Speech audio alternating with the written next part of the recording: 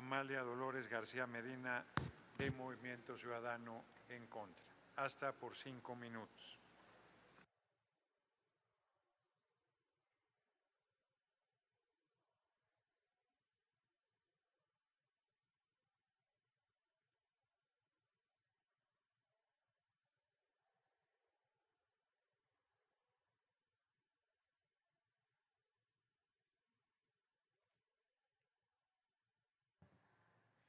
Muy estimadas, estimados compañeros, compañeras, estimado presidente de la mesa directiva. Se dice que los liberales de la época de la gran reforma del siglo XIX eran hombres que actuaron como gigantes y se sobrepusieron a su tiempo para pensar no solamente en su momento preciso, sino más allá. Uno de los legados de esos liberales constituyentes fue el de la Constitución de 1857. Ponciano Arriaga coordinó los trabajos de la elaboración de ese gran texto y uno de los asuntos más relevantes de ese periodo fue que tomaron la determinación de poner por delante al Estado laico, pero también terminar con los fueros y de manera especial con el fuero militar.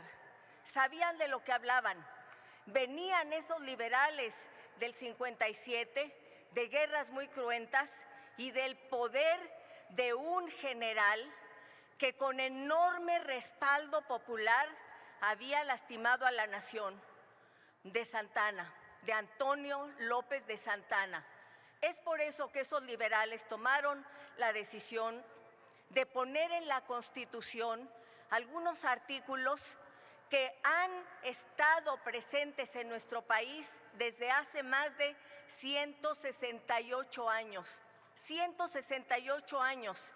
Me refiero de manera puntual y precisa al artículo 129, que señala todavía al día de hoy, antes de que concluyamos con esta reforma: en tiempos de paz, ninguna autoridad militar puede ejercer más funciones que las que tengan exacta conexión con la disciplina militar. 168 años. Tampoco el constituyente del 17 tocó ese artículo. Y vaya que estaban los grupos revolucionarios armados, pero tomaron la decisión de poner en el centro la construcción de un Estado en donde los militares y sus fueros no estuvieran presentes. Eso fue fundamental. También lo que plantearon fue que había que elaborar un artículo, esos liberales del siglo XIX, en el artículo 13, y decía: los tribunales militares en ningún caso y por ningún motivo podrán extender su jurisdicción sobre persona que no pertenezca al ejército. ¿Por qué subrayo estos dos artículos? Porque la presencia de militares en tareas de seguridad o que son propias del Estado puede trastocar la relación cívico-militar. Y me voy a referir a un caso reciente que seguramente la mayor parte de quienes estamos aquí conocemos, hemos leído de él. Me refiero a un artículo que escribió un amigo, estoy segura que de la mayor parte de quienes estamos aquí, Alejandro Encinas Rodríguez.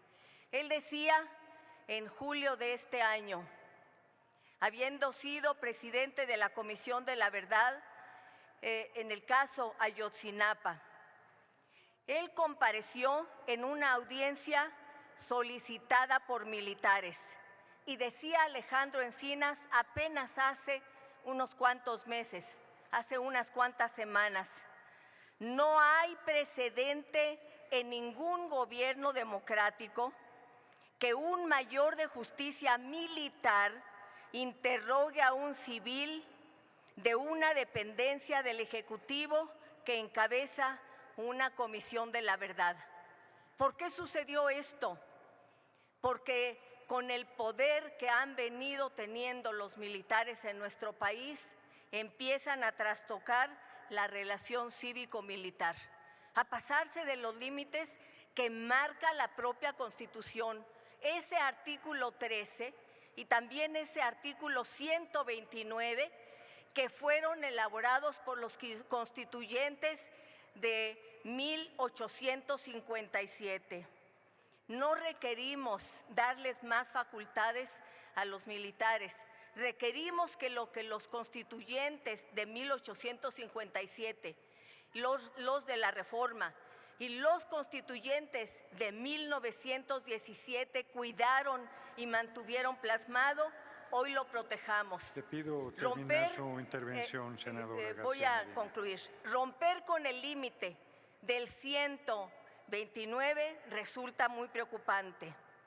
Tenemos 17 años de militarización creciente. La violencia y el poder de la delincuencia organizada se han recrudecido. Termino con lo siguiente. Celebro que el senador García Harfuch haya hecho una intervención aquí. Será el próximo secretario de Seguridad de nuestro país. Y la pregunta que yo me hago es, ¿con quién contará?